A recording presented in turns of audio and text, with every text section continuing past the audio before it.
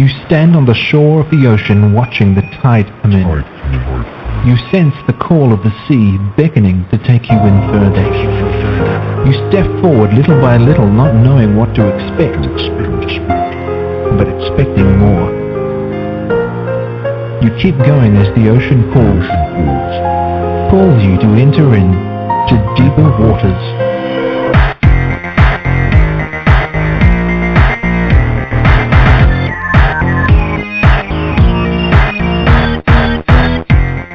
Hello everyone and welcome to the Deeper Waters podcast. I am Nick Peters, your host, seeking to bring you the very best in Christian scholarship and apologetics. And today we've got a great show lined up. We've got a wonderful guest who's decided to come back and grace us with his presence a second time. We're going to be talking about his latest books. Now, when I was at the Evangelical Theological Society meeting last November, my in-laws gave me an early Christmas present. We said, go spend $100 in the bookstore, get whatever you want, we'll pay for it. And that is an apologist's dream Christmas gift right there, and especially getting books before they could come out. And one of the books that I saw was Craig Evans's Jesus and the Remains of His Day, about archaeology in the New Testament, and I think that's the first one I picked up. I bought a lot of them at once, but that's the very first one I picked up and said, yes, I'm buying this. And when I started reading it, I had it read in about 3 or 4 days. Wonderful book, could hardly put it down. And today, we've got Dr. Craig Evans right here. Let me tell you about him. He's earned his Ph.D. in Biblical Studies at Claremont Graduate University and received his Decretum Habilitation that's from Budapest. I hope I didn't kill that pronunciation. He is a John Bisagno Distinguished Professor of Christian Origins at Houston Baptist University in Texas. He is author of hundreds of articles and reviews and has published more than 70 books, including Jesus and His Contemporaries, Ancient Text and New Testament Studies, Mark and the Word Biblical Commentary, Fabricating Jesus, How Modern Scholars Distort the Gospels, God Speaks, and Jesus and the Remains of His Days, which is what we're talking about today, Studies in Jesus and Archaeology. He also co-authored with N.T. Wright, Jesus for Final Days. Professor Evans has given lectures at Cambridge, Durham, Oxford, Yale, and other universities, colleges, seminaries, and museums such as the Field Museum in Chicago and the Canadian Museum of Civilization in Ottawa. He also regularly lectures and gives talks at popular conferences and retreats on the Bible and archaeology and Jesus and the Dead Sea Scrolls, which he's talked about on this show before. Evans has appeared many times in television programs on History Channel, BBC, Dateline NBC, and others. Dr. Evans served as consultant on the National Geographic Society's Gospel of Judas project and for the Bible television miniseries produced by Mark Burnett and Moma Downey. He also participates annually in archaeological digs in the Middle East and volunteer teaches at schools worldwide. Professor Evans and his wife Jenny live in Sugar Land, Texas, and have 2 grown daughters and a grandson. Dr. Evans, welcome back to the Deeper Waters podcast. Thank you, Nick. Good to be with you. Now, if my audience doesn't know who you are, tell us a little bit about how you got to be doing what you're doing. Well, I'll be happy to do that. I was at an elite undergraduate college in California preparing for law school, and I had a real sense of God's call in another direction. And so instead of going to law school when I graduated with my BA, I instead went to seminary in Portland, Oregon. And after completing the Master of Divinity degree, I returned to California to go to the Claremont Graduate University. And there I actually started out where my dissertation work was in Isaiah. Although, as it turned out, as my career unfolded, I had the opportunity to teach New Testament. And so I decided, well, if I've written a dissertation on Isaiah, why not talk about how Jesus and his followers understood Isaiah? And so that caused me to go into historical Jesus research. And then in the 1980s, as some of your audience will remember, that's when Robert Funk founded the Jesus Seminar in 1985. The Jesus Seminar became very well known for color coding the sayings of Jesus in the Gospels on the idea of what they think is authentic. And so if Jesus really said it, it's red. If it's close, it's pink. If it's doubtful, it's gray. And if he did not really say it, then it's black. And of course, you'll remember that. And that went on through the 80s and 90s. And I was in the thick of that.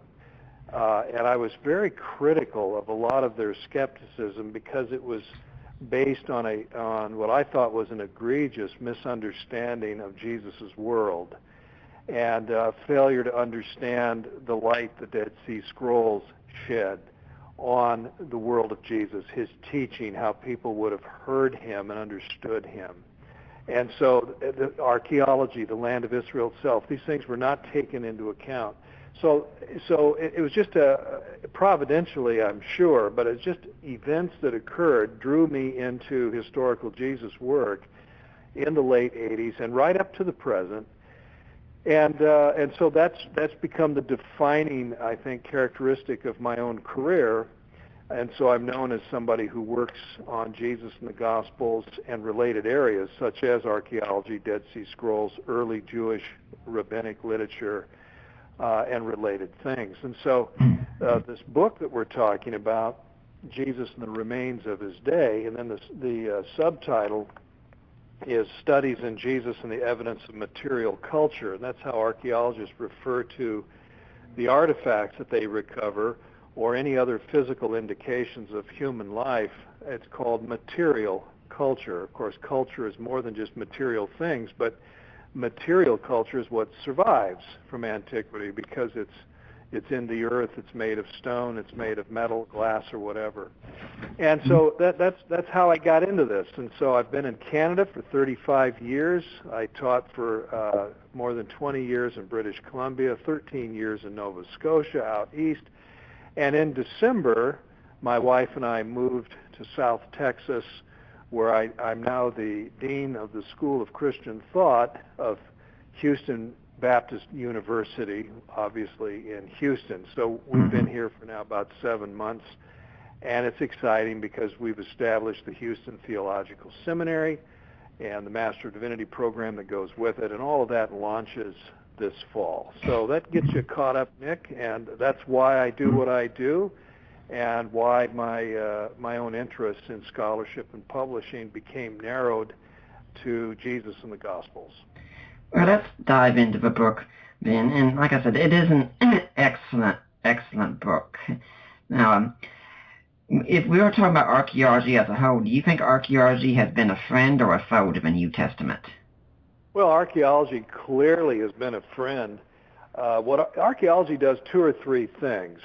Archaeology, number one, just helps clarify the world of the past. And, of course, that would then refer to the world of the Bible.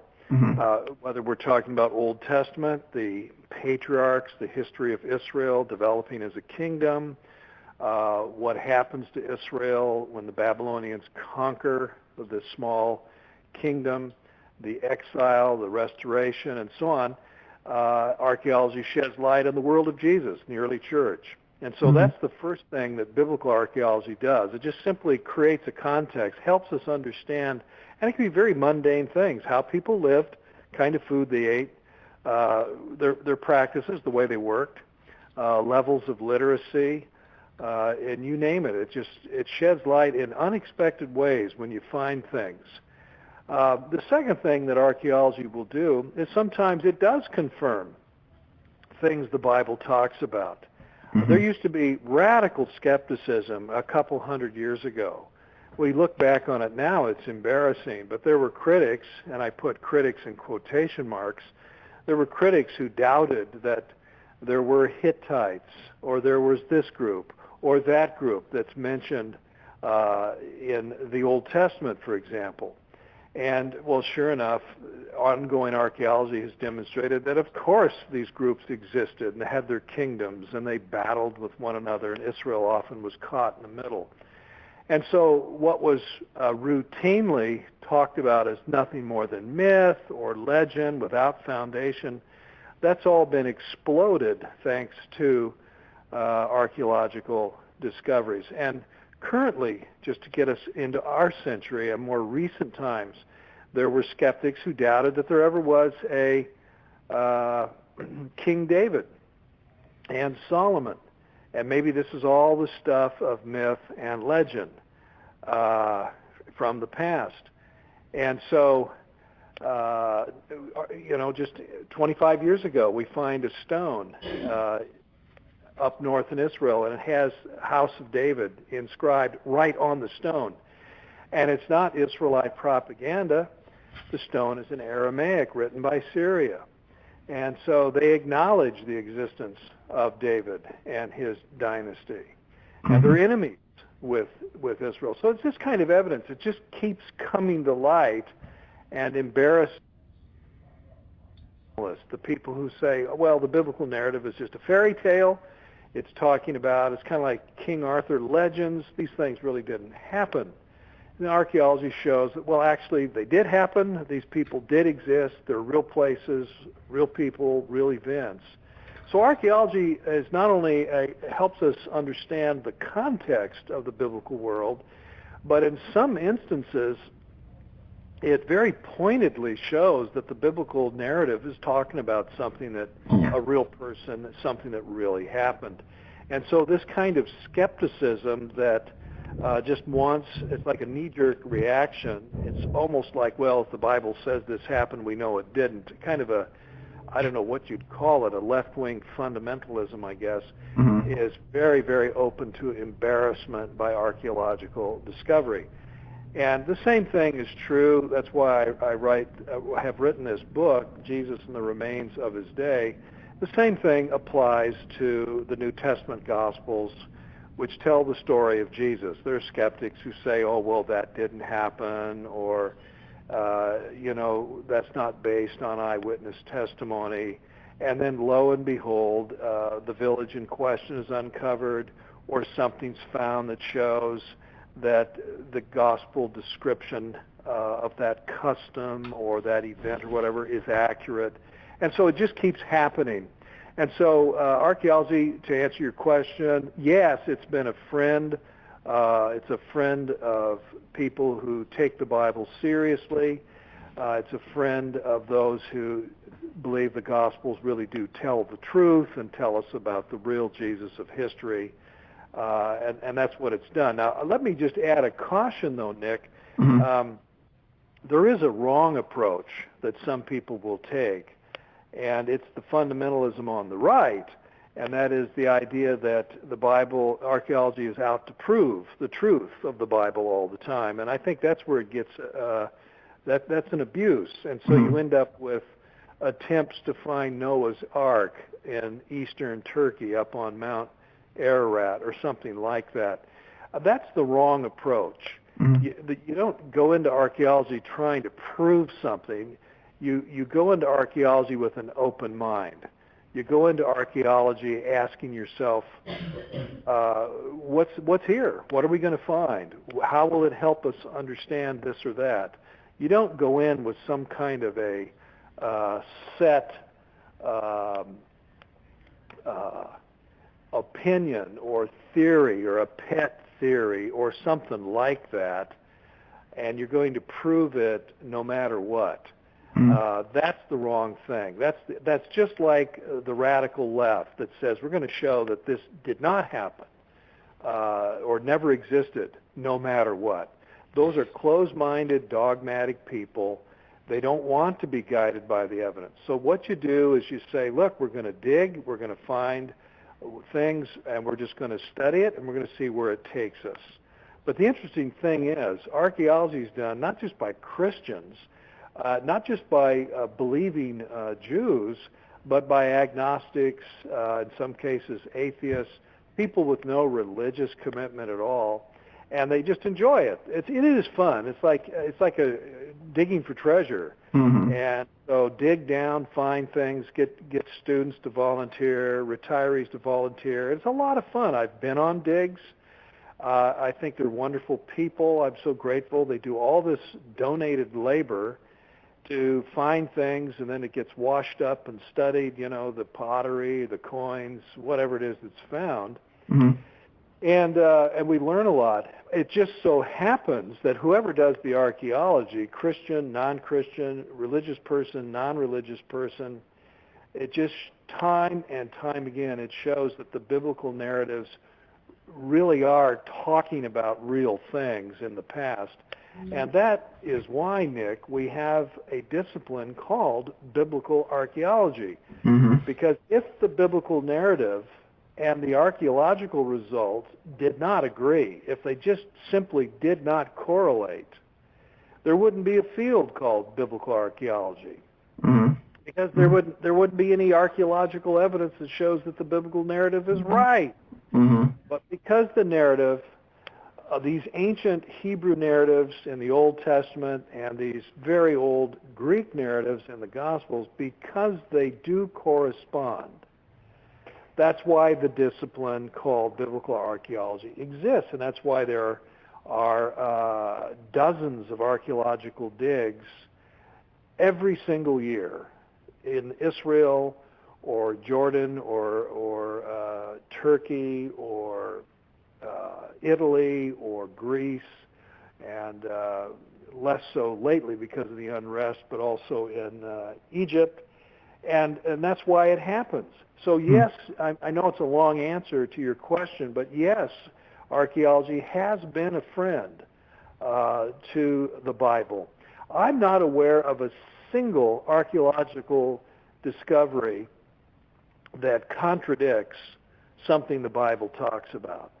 There have been archaeological discoveries that contradict bad theories that we moderns hold, or questionable traditions that have been around a long time, and that's the thing I like about archaeology. It sets the record straight.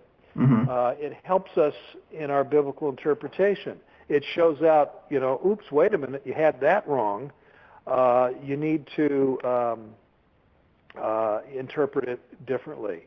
And so archaeology is a friend in a lot of ways. It provides a context. It does provide confirmation, but it also provides correction.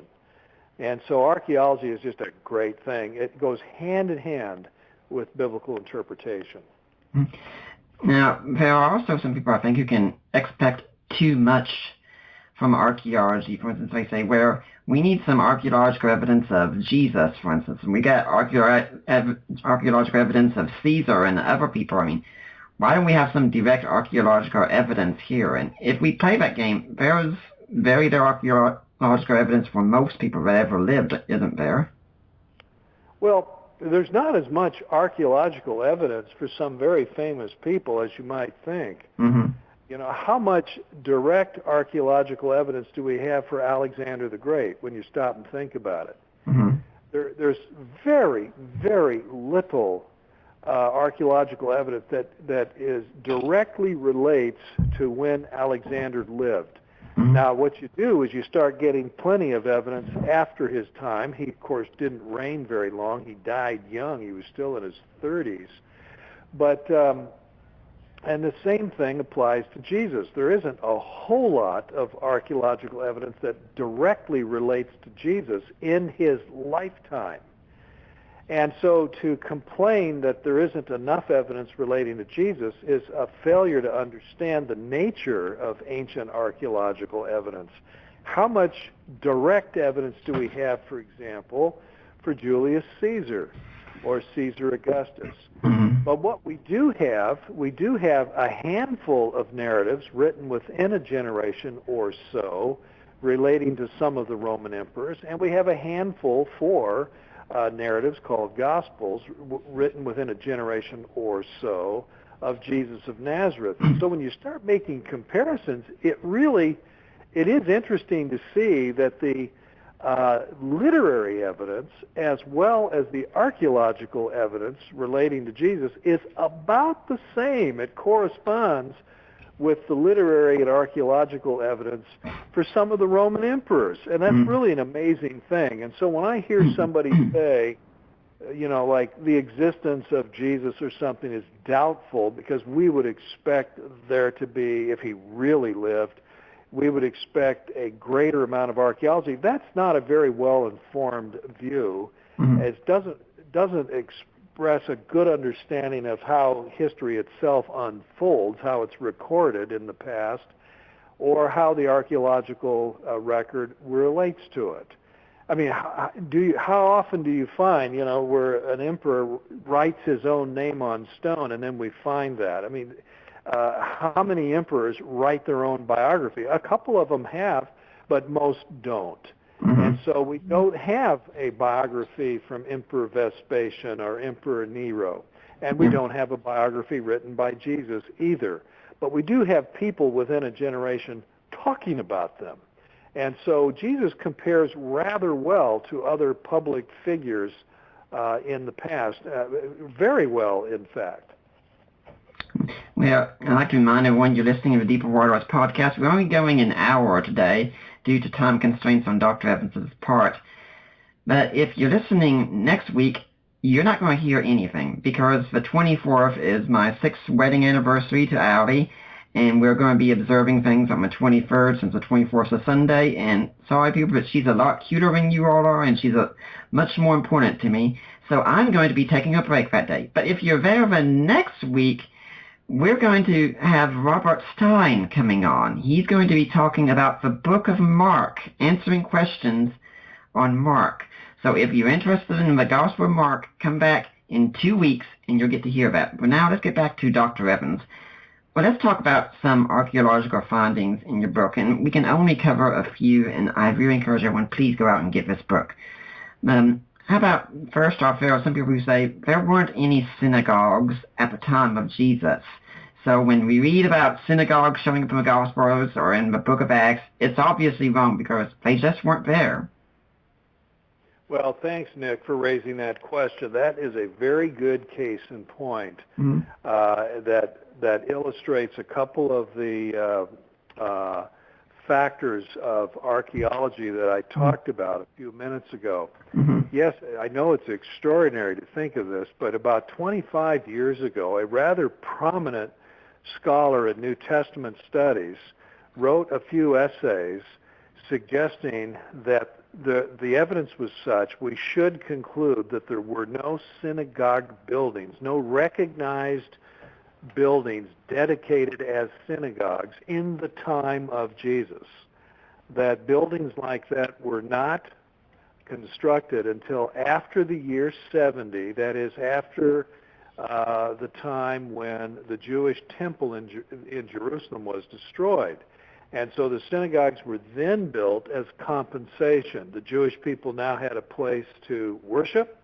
The synagogues had symbolism that recalled the temple, like the menorah, the candlestick with seven branches. And so that was the theory. And so this professor had to argue that at the time, 3, maybe 4 ruins that had been found and identified as synagogues, he had to argue that the archaeologists were wrong, that these were not synagogue buildings but were something else.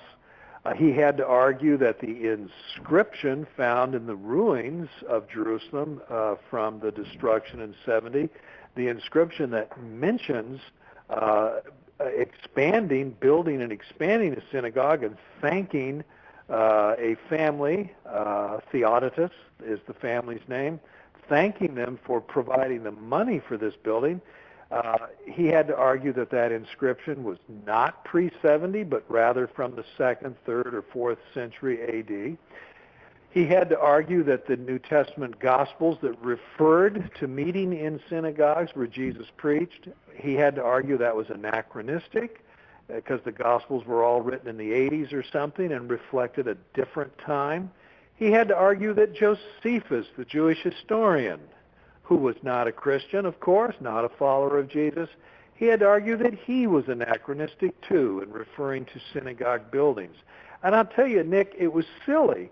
And it was an example of this left-wing fundamentalism, this hypercritical fundamentalism that simply is impervious to evidence. Mm-hmm. This is a great example of somebody who has a theory, and they're going to stay with the theory no matter what the evidence happens to be. And so there were Jewish scholars, not just Christian scholars, and not just conservative Christian scholars, but also liberal Christian scholars who strongly disagreed with the theory that this professor 25 years ago was putting out. Well, what has happened, we now know of 10 synagogue buildings, dedicated buildings for worship on Shabbat, Saturday, as well as Tuesdays and Thursdays. 10 buildings that existed, at least that number, prior to the year 70. And I suspect we'll continue to find more as archaeological work in Israel continues. 2 or 3 of these synagogues were actually destroyed by the Romans when they invaded Galilee in the years 66 and 67 after the Jewish revolt got underway. Josephus even tells us about one of the cities, Gamla, up in the Golan Heights, and you can go there and you can see the destroyed city, destroyed by the Romans, and one of the buildings destroyed is a synagogue. And it's as obvious as can be that it's a synagogue with that classic design of bench seating on the walls, on the outside walls looking in, and the pillars inside the building. Those are distinctive markers of the synagogue. In fact, there is a mikvah, that is a ritual immersion pool, adjacent the synagogue. So to date, archaeologists have identified 10. 1 or 2 of them are disputed. The synagogue at Capernaum, because it's a modern synagogue standing on ancient foundations. So the question is the foundation part of the first century synagogue or not? So that is disputed. But there's no dispute about at least 7 of these synagogues identified as existing in the time of Jesus, actually earlier in most cases. So there's an example of that. And so no, Josephus is not anachronistic. He knows what he's talking about. Yes, the Gospels are right, too. They're not anachronistic. They're talking about identifiable buildings called synagogues. These things existed. Now, why is this important? Well, the Gospels tell us this is where Jesus routinely preached. Mm-hmm. And so if you say the synagogues didn't exist, then the Gospels get something very, very wrong. Mm-hmm. And then you have to ask, well, do they get anything right? If they have Jesus routinely preaching in buildings that weren't built until one generation after Jesus died on a Roman cross, do the gospel writers get anything right? And see, that's why this is a very important question. And so it's not just a pedantic, well, who really cares? It's just a minor detail. It is very important. And so archaeology, and most of these discoveries had nothing to do with Christian archaeologists, but rather Jewish archaeologists. Archaeology has shown that liberal Christian scholar was completely wrong and had mishandled literary sources and had mishandled egregiously the archaeological sources as well. And so I think this is a great example, and that's why it's a very important one, and this is why I devoted a chapter in my book, Jesus and the Remains of His Day, to this very, very important topic. Mm-hmm. Now, you described him as a left scholar, so let's go on to another scholar on the left that you dealt with, and we had Greg Manette on our show who's doing his PhD on this topic, and he spoke on it before, and that's to respond to, I believe, your friend Bart Ehrman, who has come out recently and said Jesus was never even buried, where aside from maybe John Dominic Crossan's idea of a common grave where his body could be eaten by dogs. You know, is this the newest archaeological trend to say that where scholarship is going in the New Testament to say that Jesus was never buried? Well, that's another real good question, Nick. Thanks for raising it. I do not know a single archaeologist who agrees with Professor Crossan and now more recently Bart Ehrman. Not one agrees with the idea that the body of Jesus was not properly buried, but rather left hanging on the cross for days until the body simply decomposed, or perhaps taken down from the cross and simply thrown into a ditch where it would have been exposed to animals and perhaps eaten by dogs, and that made headlines when this was suggested 20 years ago. Mm-hmm. Now, you know who the first critics of this, when Crossan proposed it 20 years ago, the first critics were Jewish scholars. That was interesting, Mm-hmm. because what they pointed out was, and they weren't necessarily sympathetic to Jesus or sympathetic to Christianity, but what the scholars pointed out was the Jewish people took very, very seriously the purity of the land, and that's the issue. And I think this is what escapes Crossan and is not well understood by Professor Ehrman either.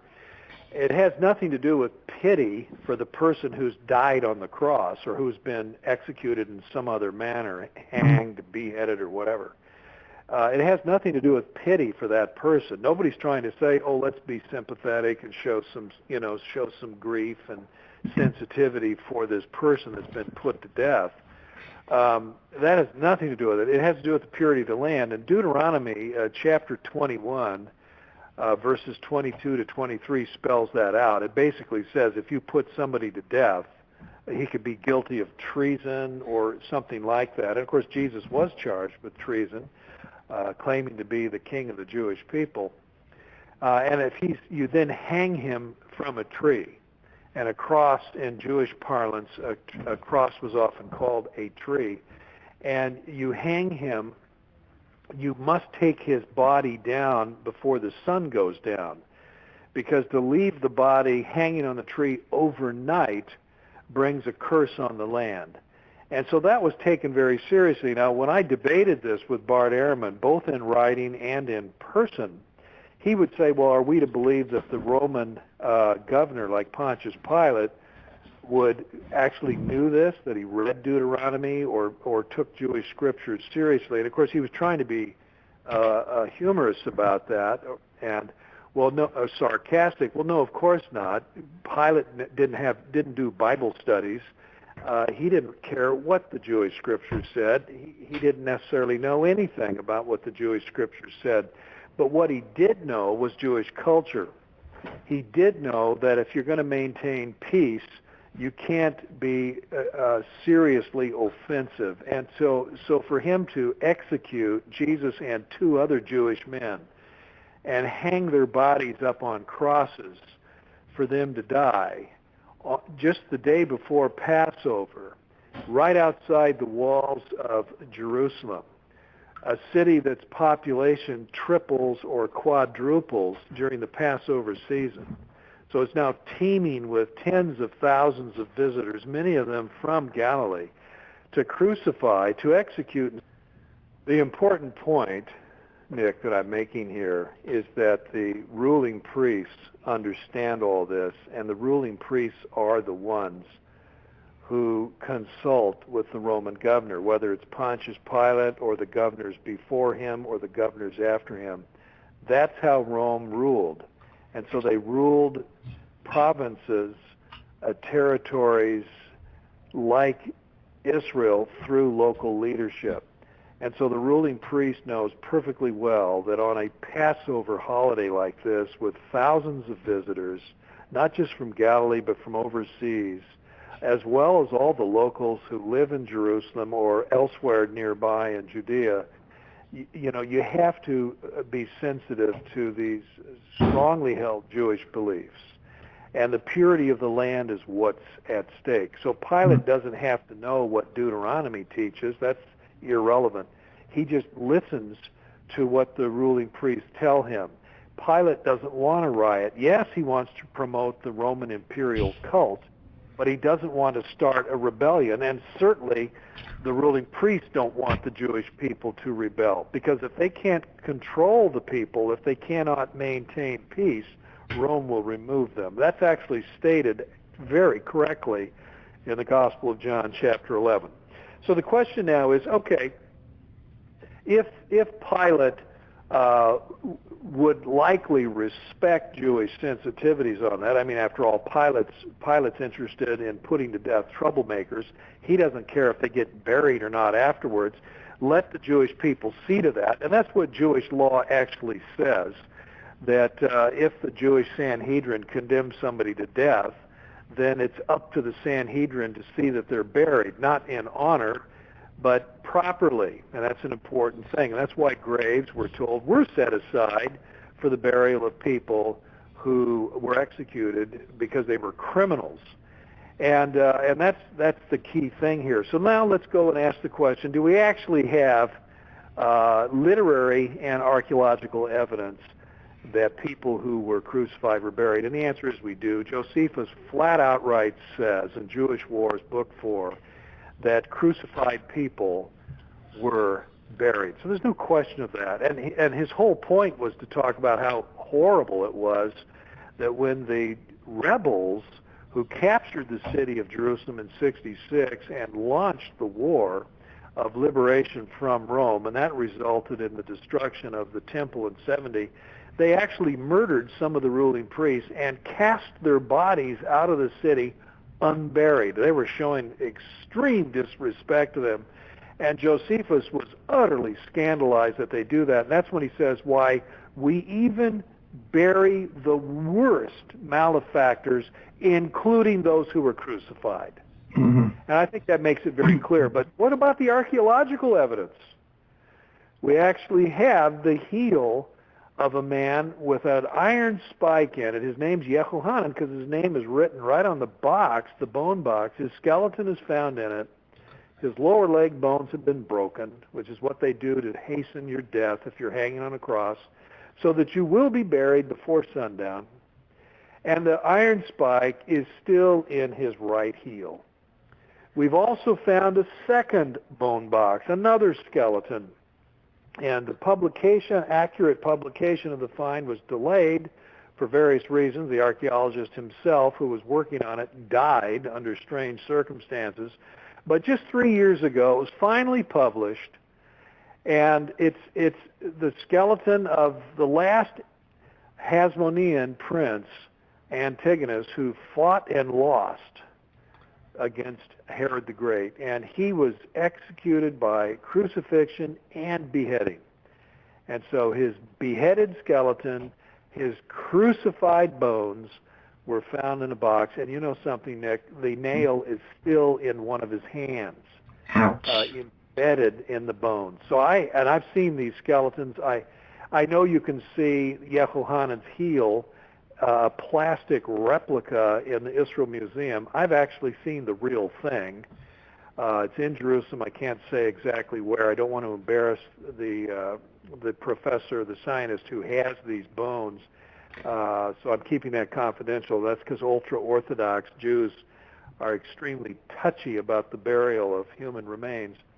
But in any case, I've seen this heel and the spike still in it. I have seen the hand bones with the spike still in them. I've seen the beheaded person still, his bones, and he too was properly buried. So we have at least 3, maybe 4 people we know who were executed, 2 of them by crucifixion, properly buried. So what's the point then? If you're executed according to Jewish law, the Sanhedrin who has condemned you to death must bury you, not in honor, but properly. And so that's what Joseph of Arimathea volunteered to do. He was a member of the Sanhedrin, and so he took that sacred duty on himself out of concern for the purity of the land, but I think in his case, sympathy for Jesus. He regretted that a fellow Jew had been put to death. So he then allowed Jesus to be buried in a tomb that was neutral. It had never been used before. It's not a tomb of honor. It's not a tomb of dishonor. It's neutral. It's brand new. And so Jesus' body was placed in it. So the gospel story makes sense. And by the way, Jody Magnus, who is a archaeologist, she's a Jewish archaeologist on the same faculty as Bart Ehrman. Hired by him, in fact. That's right. The University of North Carolina at Chapel Hill. She's on that faculty. She's an archaeologist. I have visited her dig site. She wrote a few years ago an article where she said the Gospels tell it right. They are in agreement with history, our historical sources, and archaeology. and she explicitly rebuts Crossan's view that Jesus' body wouldn't have been buried. And she just concludes that would not have happened. His body would have been buried. It never would have been left unburied. Now, she's not a Christian. She's a Jewish archaeologist. I agree with her. I think she's right on the money. So this is yet another example where you get of what I would call a fundamentalist left view that basically wants to say whatever the Gospels say should be viewed with suspicion. And I don't think that's open-minded. That's not well informed by our sources. Yeah. If anyone's wanting some more on this, there's another podcast I've done in the past. I just mentioned it, and I'm pretty sure you'd recommend this guy as well. Greg Manette did a whole interview with us on the burial of Jesus. So anyone who's interested in that, look for Greg Manette's interview that I did. But now I'd like to remind everyone that what we're doing here, it's all funded by listeners like you. And we could really use the funding. If you want to help us out, go to deeperwaters.ddns.net, and you can find a link there to help support the work of Deeper Waters Christian Ministries. You click on it and you go to Risen Jesus. Have you gone to the right place? Yes, you've gone to the ministry of my father-in-law, my mother-in-law, Mike and Debbie Lacona. You make a donation to them, and you say, hey, I want to go to Nick Peters, I want to go to Deeper Waters. You get in touch with me or Allie or Mike or Debbie and let them know that. We'll get the donation. It will be tax deductible. If you can become a monthly donor, that's even better. You're the bread and butter of what we do. We really need you. And you can go to Amazon, look up my name. I got some books that are written or co-written by me. If it's apologetics and it's got my name there, yep, that's me. And then also, you can buy jewelry. Go to the jewelry store, the premier jewelry store on our website. Use the code word LOVE. Any purchase you make, 25% goes to Deeper Waters. And if you can't do any of this, please go on iTunes and leave a positive review. I really love seeing them. Now, Dr. Evans, do you have a cause that you'd like to see people donate to? Well, yes. I'm at Houston Baptist University, and donations that are marked for student scholarships would be really appreciated, because we've launched the new Master of Divinity program with Houston Theological Seminary. That's an initiative, that's an institution established by Houston Baptist University. And so, I always have a heart for students who pursue the Master of Divinity degree to become trained as pastors, because pastors don't get paid a lot of money. Right. And so what this means, scholarship means less debt, education debt from tuition. And that's a good thing. And so people who want to donate, I would say just, a check payable to Houston Baptist University, and then with a note saying this is for student scholarships, that would really be appreciated. HBU is getting some of the very best professors out there. Those of you who listen to the show, my father-in-law, Mike Lacona, is a professor there. William and Craig, I think, teaches there. Holly Ordway is going to be on later this year again. She's a professor there. Jerry Walls is there. You've got an impressive staff there. Well, you know what? At the risk of sounding immodest, I have to agree with you, Nick. Houston Baptist University has an outstanding theology and biblical studies faculty, and it's simply an incredible apologetics faculty. You've mentioned many names. I could add Nancy Piercy to that list. She's a brilliant writer. Also Mary Jo Sharp. So that's something about it I hope your hearers appreciate, because we're egalitarian. We believe in excellent education for women, and as well as men. We see women as playing a very important role in apologetics, defending the Christian faith, explaining the Christian faith, what it really is, and the benefit it has for individuals and for society. So yeah, we just have a rock solid faculty, and as you just said, your father-in-law Mike Licona, whose book on the resurrection of Jesus is probably the best book available in any language. Mm-hmm. He's one of my colleagues. I've known your father-in-law for years. It's great working with him too. So yeah, we just have a tremendous faculty at Houston Baptist University. Mm-hmm. Now, I'd like to ask you about one more area in biblical archaeology, and there are so many more we could cover, but this one I thought would be one that would be one my listeners would attach to a lot. Now, we've talked about some scholars on this show on the left. Let's talk about someone on the left who's not a scholar, but who a lot of people seem to think is, and that's René Salm with his idea of the myth of Nazareth, that Nazareth never existed. I mean, is this a tenable position in biblical archaeology? No, it's not tenable at all. No real archaeologist would have any doubts about the existence of Nazareth. This argument, without going into all of his arguments of skepticism, but one of them is Nazareth is in doubt because Josephus does not refer to it, and Josephus is a first century person, and Jesus came from Nazareth, so why isn't Nazareth mentioned? So if Jesus is a real person and Nazareth is a real village where Jesus grew up, then how come Nazareth is not mentioned? The other argument is if Nazareth is a real place, how come it doesn't show up in any other literature? Why isn't it referenced by Philo or perhaps some of the books of the Old Testament or other literature? Well, the interesting thing is Simon Gathercole, who is a professor of New Testament at Cambridge, has done studies he's actually involved in the study right now, and I've heard him present some of his results.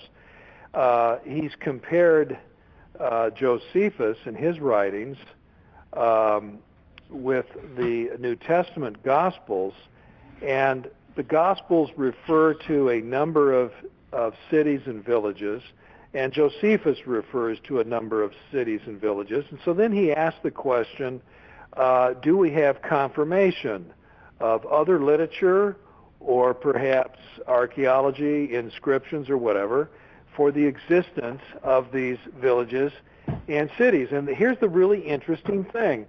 He finds that 79% of the villages and cities mentioned by Josephus are confirmed in sources outside of Josephus, whether it's archaeology or other historical sources or whatever.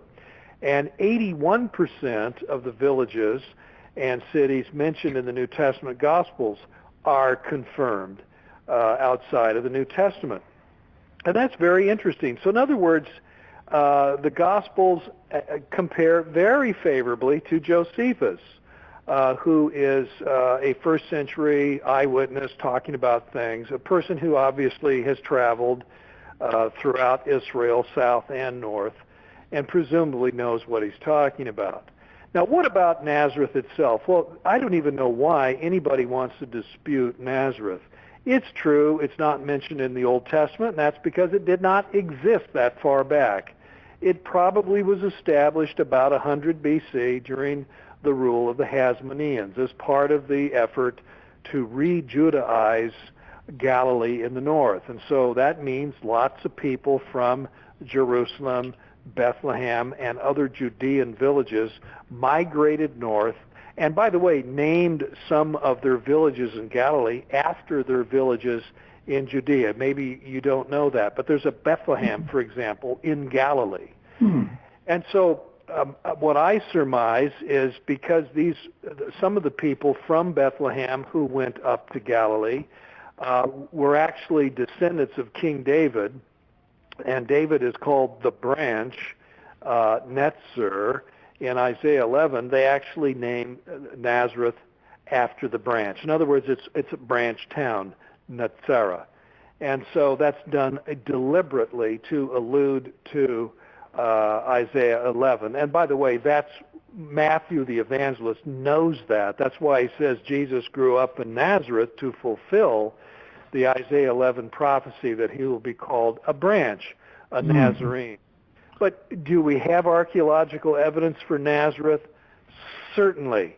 Not only do we have evidence in the village of Nazareth itself, that it's a village that existed at the turn of the era, that is, in the 1st century BC and the beginning of the 1st century AD, we actually have the name of the village inscribed on stone.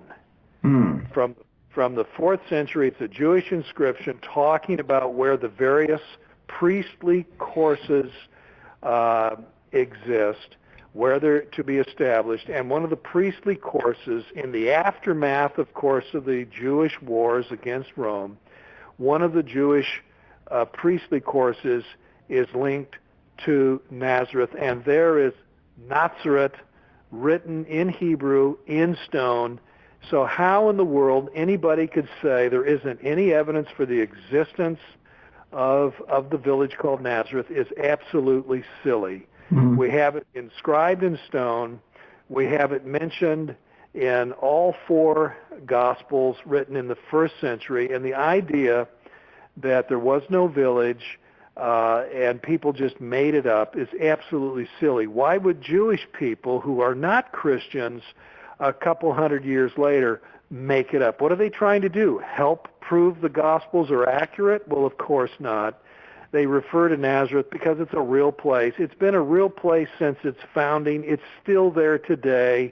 And as I said a minute ago, archaeologists have found, it's a living city. There are 60,000 people who live there. So you can't just dig under the street or under somebody's house whenever you want to. Archaeological opportunities are very limited, but they have, of course, found the remains of homes, one well,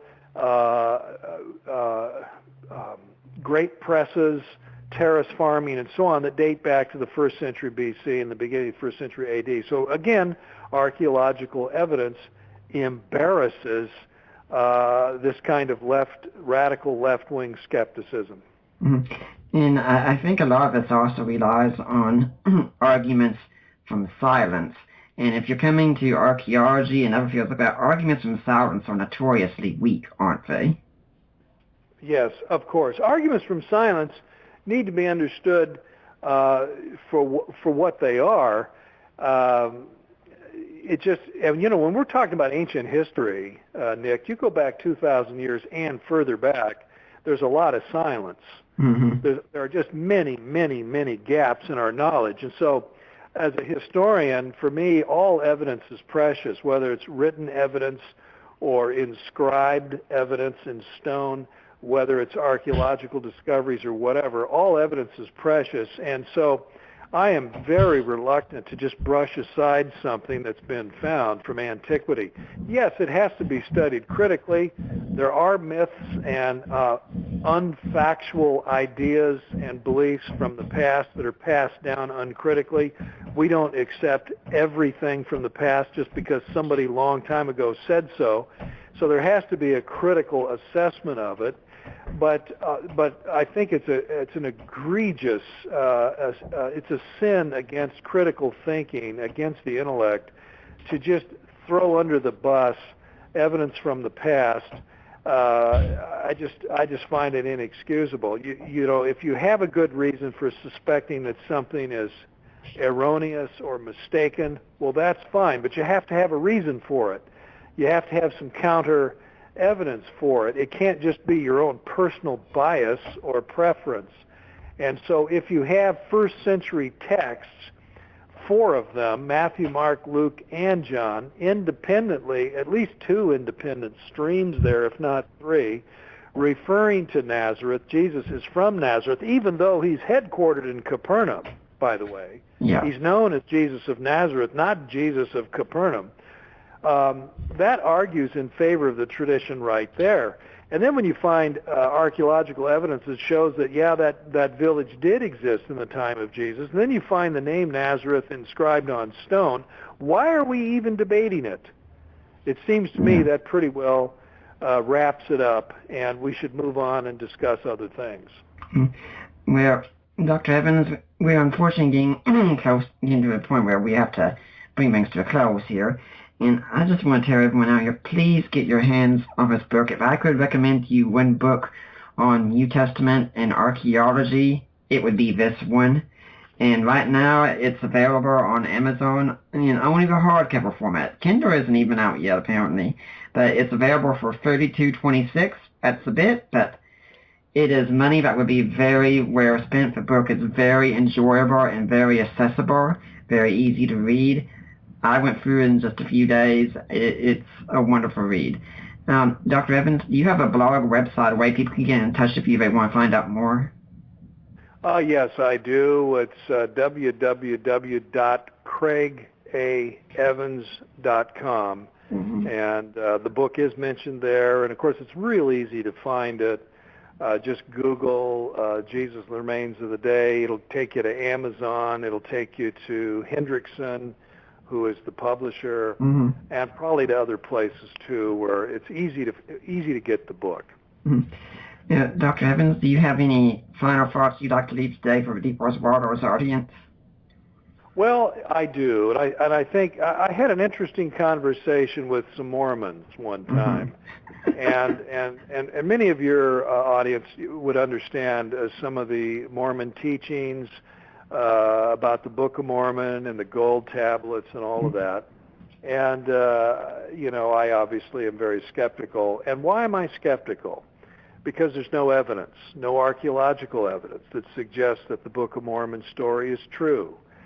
There's no evidence of the existence of the tablets themselves. Where are they? And where is the Egyptian text that supposedly was translated into the English version of the Book of Mormon? Or Hebrew, as some are now saying, maybe it was Hebrew that Joseph Smith supposedly translated. So in my conversation with the Mormons, I said, look, guys, you got to go with the evidence. Mormons claim to be Christians of a sort. They claim to have respect, obviously, for Jesus and for the New Testament. I said, you got to go with the evidence. If there isn't any evidence, you should be suspicious. Mm-hmm. And so I'm willing to accept the Gospels because the manuscripts do exist. We have the Greek text. We have fragments of manuscripts that go all the way back to the 2nd century. Mm-hmm. We have Old Testament manuscripts that go back to the 2nd and 3rd and 4th centuries BC. We have on silver foil Numbers chapter 6, the priestly blessings dating all the way back to the 7th century BC. That's what I call evidence. We have archaeological evidence that shows that the things actually happened and the biblical narratives are talking about the real thing. So that's what I said to our Mormon friends. You don't have that for the Book of Mormon. So this applies across the board, Nick. And so think, ask for evidence. Mm-hmm. And where there's evidence, then you can be assured that what you believe is well-founded. Because faith is not anti-intellectual. Faith is not something that is backed up by no evidence. Faith and evidence go hand in hand. Thank you, Nick. Now, just to clarify also, the Book of Mormon we question not just because of an argument from silence, but because we have zero positive evidence whatsoever as well, right? That's right. It's quite a claim that's being made. And by the way, we're not talking about gold tablets from 2,000 or 3,000 years ago. We're talking about gold tablets that this farm boy, Joseph Smith, says he saw 180 years ago in North America, in the United States. Mm-hmm. And so where are they? And he supposedly translated the text. Well, where's the original text? Mm-hmm. The Hebrew or the Egyptian or whatever it is. And so the story begins to sound very phony. And you don't have that. And I like referring to Mormonism that way because it's an interesting contrast. And so what do we have as biblical Christians? Well, we have the Gospels. And did they really exist in antiquity? Well, certainly. Do we have any evidence? Indeed, lots of it. Mm-hmm. Were they talking about real people, real places, real events? Indeed, they do. How do we know that? Well, because of other sources that aren't Christian. and also because of archaeology. So it prevents an interesting point of contrast. Well, Dr. Evans, I'd like to thank you for taking your time to come on. Hopefully we'll see you back here again sometime.